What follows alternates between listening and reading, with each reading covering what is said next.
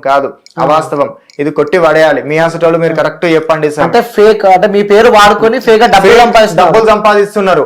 అదే గుడి కూలిపోతే నేను రూపాయి అడుకొని ప్రతి ఒక్కరు ఎవరెవరు పైసలు ఇచ్చిన అంతే ఇట్లా యూట్యూబ్ లో పెట్టిన అనోని కారణాల వల్ల కొన్ని యూట్యూబ్ లో వీడియోలు తీసేయాల్సి వచ్చింది, యూట్యూబ్ ఛానల్ తీసేయాల్సి వచ్చింది.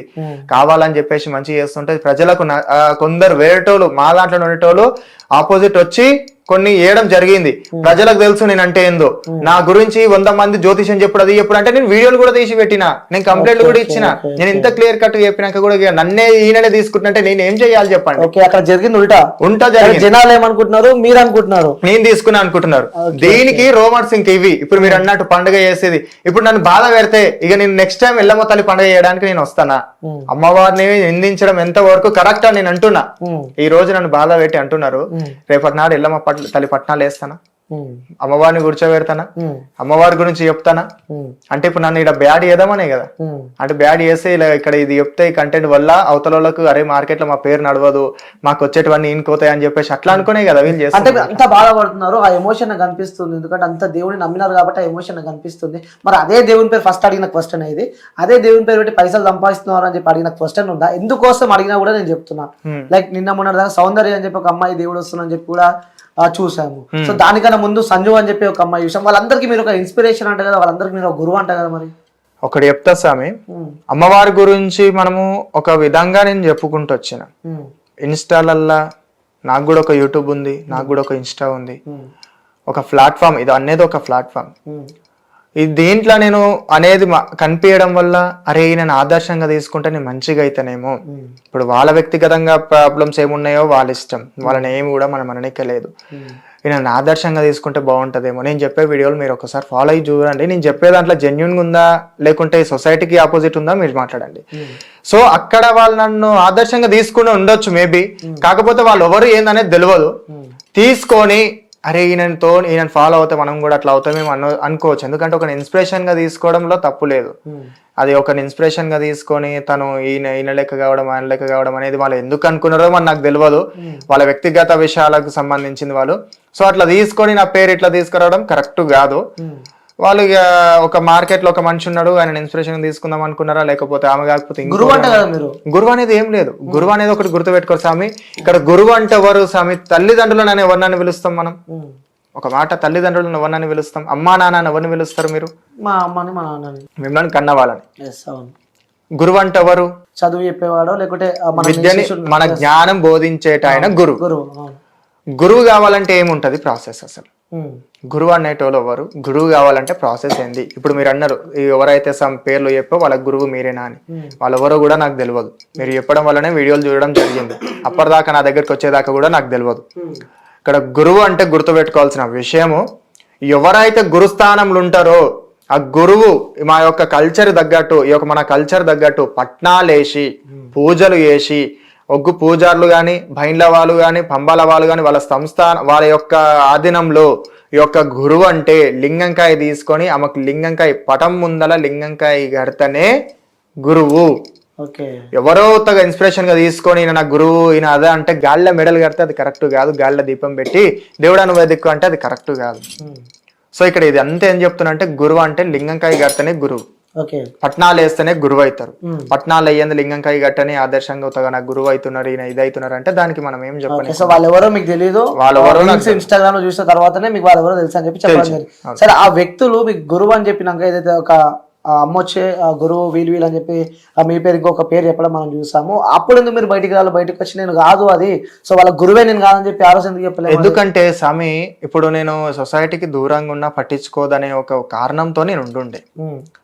సో అదే విధంగా వాళ్ళ పర్సనల్ లైఫ్ లో వాళ్ళు ఏమో ఇప్పుడు చెయ్యని తప్పుకు మనం గుమ్మడికాయల దొంగ అన్నాగానే భుజాలు ధరుముకున్నట్టు చేసినోడు వచ్చి భయపడతారు. చేసినోడు అయితేనే వచ్చి ముందు ఏమైనా చెప్పుకుంటారు, చేసుకుంటారు. చేయనోడు ఎందుకు భయపడాలి?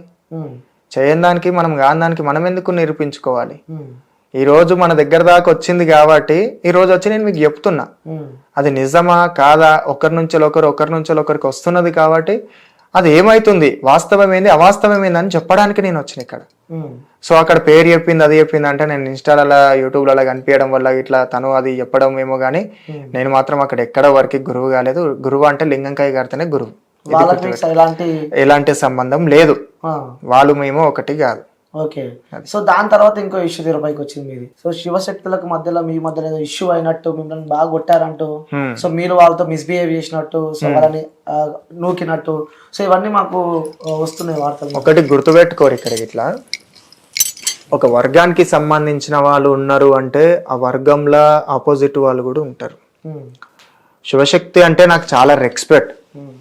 ఒకానొక టైంలో నేను వాళ్ళని ఇన్స్పిరేషన్గా నేను కూడా తీసుకొని రావడం జరిగింది. ఎందుకంటే రెస్పెక్ట్ అన్నప్పుడు ఒక వ్యవస్థని మనం రెస్పెక్ట్గా చూసుకుంటేనే, ఇప్పుడు మీరు యాంకర్ ఫీల్డ్ ఉండి ఒకరిని మీ హెడ్ ఎవరైతే ఉంటారో వాళ్ళని టార్గెట్ పెట్టుకొని నేను కూడా వాళ్ళ లెక్క కావాలనే ఒక గోల్ అనేది మీకు ఉంటుంది. సో అట్లా ఇన్స్పిరేషన్గా తీసుకుంటారు, మీరు వాళ్ళకు చాలా రెస్పెక్ట్గా ఇచ్చుకుంటారు.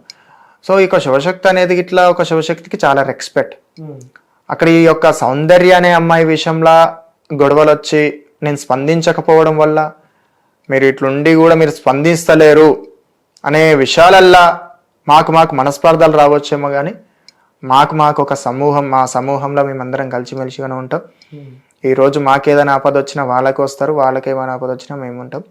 సో అట్లా మేము కలిసే ఉంటాం. అక్కడ మాకేం గొడవలు అనేవి ఏమీ లేవు. ఈ యొక్క అమ్మాయి విషయంలో మిస్ అండర్స్టాండింగ్ అనేది వచ్చి అక్కడక్కడ కొంచెం ఇష్యూస్ అనేవి జరుగుంటాయి. అంతేగాని నేను శివశక్తులను దొబ్బి ఛాతి మీద చెయ్యేసి అట్లా అనేది ఇట్లా ఎవరిని కూడా దొబ్బలేదు. మాకు కొన్ని మాటల వల్ల కొంచెం మనస్పర్ధలు అనేవి రావచ్చు అంతే, కానీ ఎవరిని కూడా ద్వేషించి కానీ ఎవరిని కూడా బాధ పెట్టాలనే ఉద్దేశంతో అయితే కాదు, ఏది కూడా లేదు. ఒక వీడియో వచ్చింది, మళ్ళీ డిలీట్ అయిపోయింది ఆ వీడియో. ఇంకా వీడియో డిలీట్ అయిపోయిందంటే అది ఎంతవరకు పెద్దలు ఉంటారు మా దాంట్లో, పెద్దలల్లా కూర్చొని చర్చించుకుంటే దాని గురించి ఏమైతుంది ఏం సంగతి అనేది ఇట్లా మాట్లాడుకుంటే సెట్ అయిపోతుంది.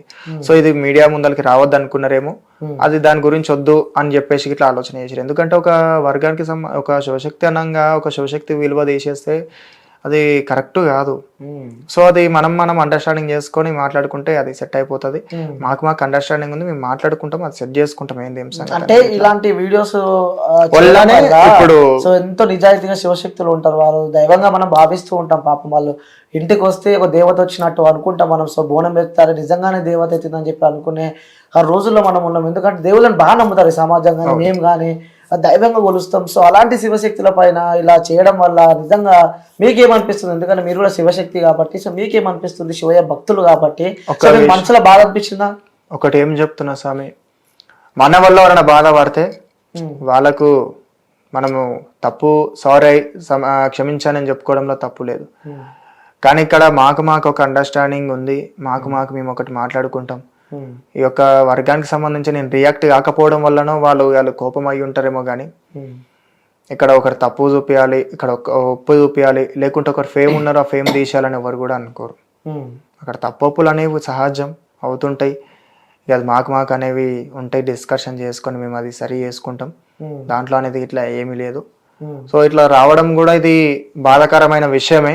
ఎందుకంటే ఒక గోల్కొండ జగదమ్మ దగ్గర బోనాలు చేస్తున్నారంటే, మేము అక్కడ అమ్మవారి ముందల బోనాలు ఎత్తుకుంటున్నామంటే, పూజలు చేస్తున్నామంటే, మంచోళ్ళు వచ్చినా చెడ్డోళ్ళు వచ్చినా చిన్నోళ్ళు వచ్చినా పిల్లలు వచ్చినా ఎవరు వచ్చినా అరే ఈ యొక్క శివశక్తి వాళ్ళ నుంచి బొట్టు పెట్టుకుంటే మనకు మంచి జరుగుతుంది అనే ఉద్దేశంతో చాలా మంది ఉంటారు. అంతేగాని ఈ యొక్క కల్చర్ గురించి మనం ఇంత ముందుకు తీసుకొస్తున్నాం. మనమే ఈ యొక్క విషయాలలో మనం ఇట్లా తప్పు చేసుకుంటే ఈరోజు ఒకరి తప్పు రేపు ఇంకోరి తప్పు అన్నట్టు చూపియేది అన్నట్టు కాదు సమాజం. ఈరోజు నేను కూర్చొని మాట్లాడుతున్నా కానీ ఇప్పుడు నన్ను తప్పుగా చూసేటోళ్ళు చాలా మంది ఉంటారు, కరెక్ట్గా చూసేటోళ్ళు చాలా మంది ఉంటారు. ఇక అది వాళ్ళ వ్యక్తిగత సంబంధించిన విషయాలకు వాళ్ళకి ఇచ్చి పెడుతున్నాం. సో ఇక్కడ ఏమవుతున్నదంటే శివశక్తి అనే విలువ మనం తీసుకోకపోవడం మంచిది.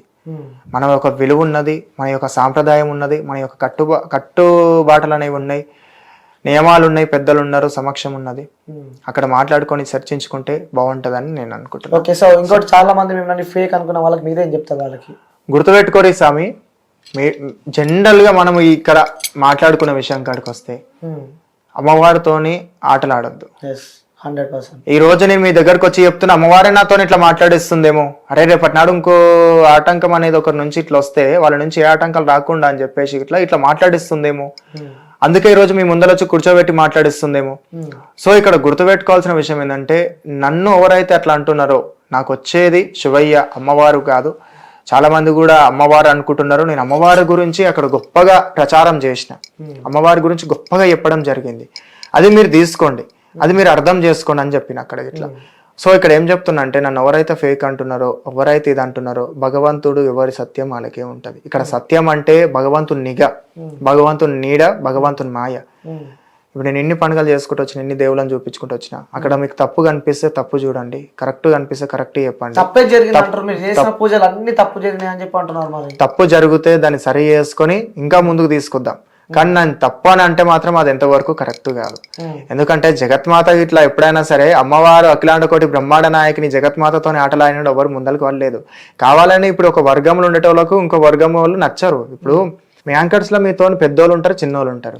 మీరు మీకన్నా పెద్దోళ్ళ కంటే నువ్వు పైనకి ఎదిగితే మీకన్నా పెద్దోళ్ళు మిమ్మల్ని ఏం చేస్తారు, తొక్కేయాలి, ఎట్లైనా చేసి తక్కువ వేయాలని చూస్తారు. సో అదే మీ యాంకర్ ఫీల్డ్ లో మీకన్నా తక్కువలు ఉంటారు. అదే వాళ్ళు ఏం చేస్తారు, వాళ్ళని మీ స్థాయికి రాగానే వీడేంది నాతో ఇంత ఈక్వల్ గా వచ్చిండు అన్నట్టు నీకు ఒక ఫీలింగ్ వస్తుంది, ఆయనకు ఒక ఫీలింగ్ వస్తుంది. సో నువ్వేమనుకుంటావు, నువ్వు ఈయనకన్నా గొప్ప కావాలనుకుంటావు. ఎవరైతే కింద నుంచి పైనకి వచ్చినావు ఆయనకన్నా గొప్ప కావాలనుకుంటావు. సో నువ్వు గొప్పగా అవుతుంటే నీకన్నా చిన్నోడు కూడా నేను నిందిస్తుంటాడు.